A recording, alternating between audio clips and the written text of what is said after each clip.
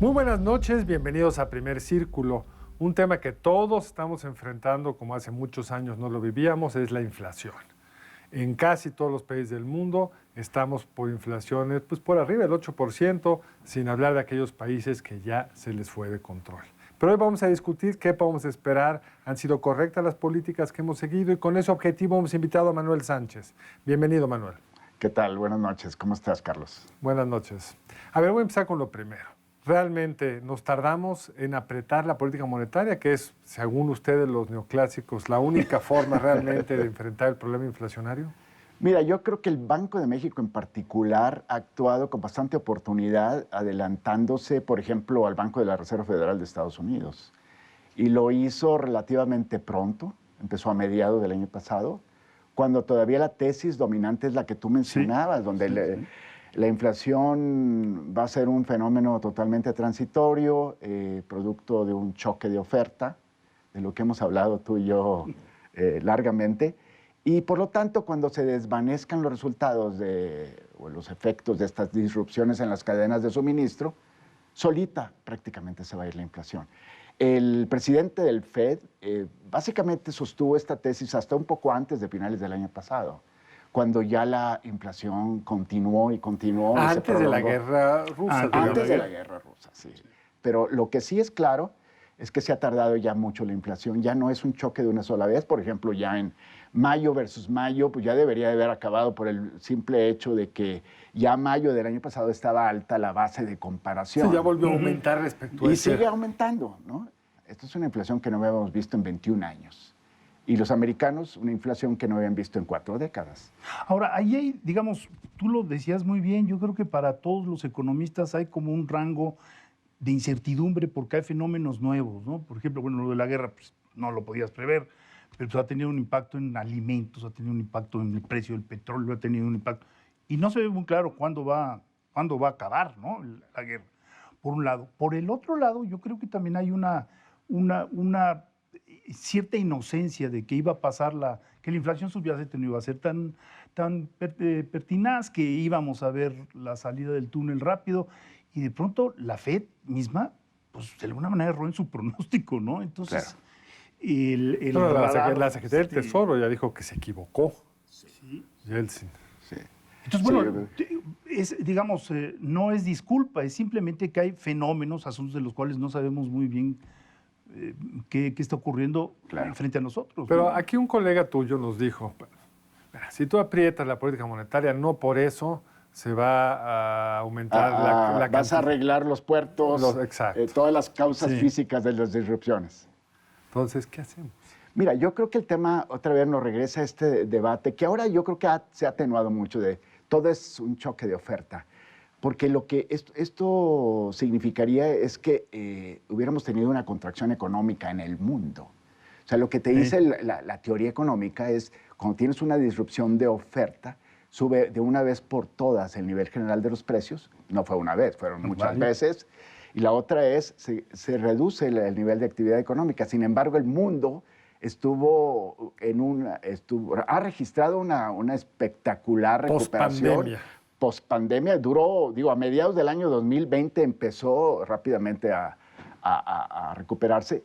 Según el Fondo Monetario Internacional, del año pasado, el 2021, ya el nivel del PIB mundial fue como 2.8% por arriba del prevaleciente antes de la pandemia. O sea, con mucho el mundo, no estamos hablando nada más de Estados Unidos, se había recuperado muy rápidamente. Y en el caso concreto de Estados Unidos, pues, también sabemos que hay un déficit público muy grande. Claro, claro. Es decir, el shock de demanda tampoco es controversial. Exactamente. Por otra parte, si hay razones para decir, bueno, por lo menos en las grandes economías desarrolladas de manera destacada de Estados Unidos, pues se tiene el déficit fiscal creo que más alto de toda la posguerra. Sí. Y todavía estaba la expansión del gasto público, que también, si la tesis fundamental era un choque de oferta, no había falta de demanda.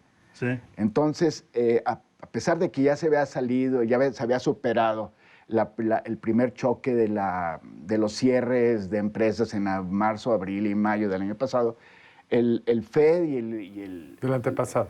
Del antepasado, perdón, sí es cierto.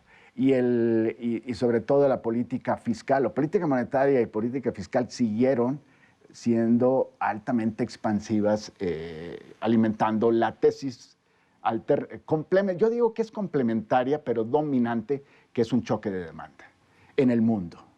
Ahora, la inyección de recursos que vimos en esta crisis no tiene precedente. O sea, si No. es una cosa... Ni en las guerras. Es increíble, ¿no? La política monetaria del FED es la más laxa desde que existe el FED. ¿Qué es laxo en política monetaria? Inyección de liquidez. O sea, le están metiendo lana. Está comprando bonos. ¿Emiten, o sea, imprimen dinero? Imprime digital. Es una impresión digital de dinero que los bancos comerciales pueden utilizar para generar crédito. Ahora, no se traduce de inmediato eso en crédito. El problema es que ustedes los economistas a veces van tarde en sus explicaciones. En el 2008, recuerdo cuando el presidente Obama hizo una cierta expansión para tratar de salir de la crisis del 7-8, la crítica fue, va a haber inflación en 15 días, entonces no le metan tanta lana a la economía. Y como ex post, pasado ese evento, la gente dice, pues, se pudo haber gastado más, porque ahí no hubo un incremento en los precios. Entonces me da la impresión que ahora se fueron al extremo de no importa cuánto gastes. Sí, y estamos reaprendiendo que sí importa. Sí.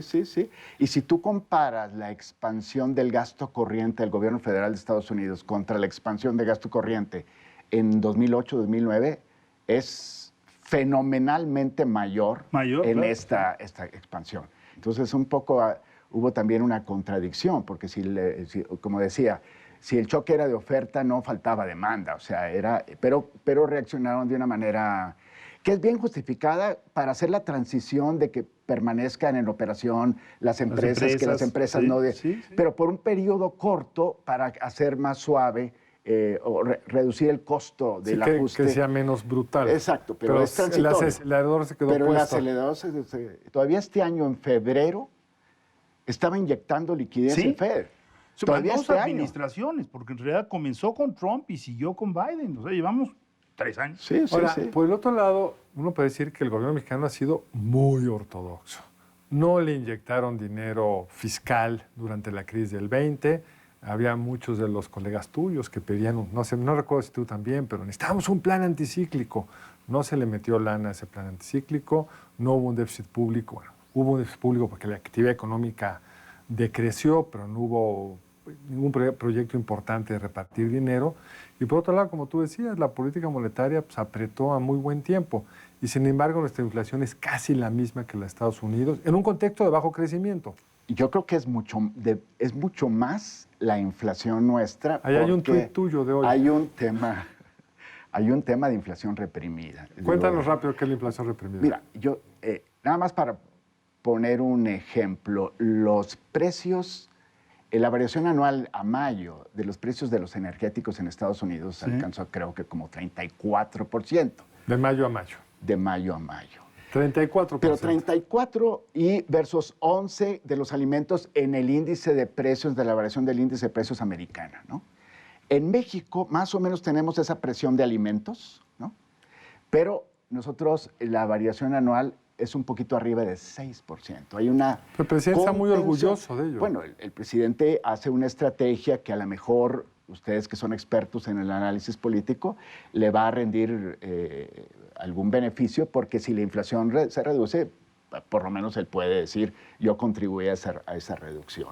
Pero cuando se tienen los controles de precios por mucho tiempo, se está conteniendo un desequilibrio en las finanzas públicas, que tarde que temprano lo tienes que pagar. O sea, alguien está pagando aquí, algún gasto se está dejando de hacer, pero llega un momento en que si se mantienen estos precios tan elevados, al liberalizar o al no ser sostenible ya el control, que eso es lo que ha ocurrido, pues el presidente Nixon en los años 70 hizo controles de precios y que al final no detuvo, a raíz del primer choque petrolero, al final como quiera brincó la inflación porque los controles no pueden ser eternos. Ahora, pero va a depender Exactamente. si el precio de la gasolina y del crudo se mantiene alto mucho tiempo. Sí, a lo mejor tenemos buena suerte y el gobierno, el costo fiscal de su temporal. sociedad es temporal y es más o menos manejable. Pero a desde el ver, punto de vista más o menos sostenible. manejable, 400,000 millones de pesos. Es un montón de dinero. Es muchísimo Sí, dinero, sí, ¿no? sí, o sea, Ahora, hay un shock. las finanzas públicas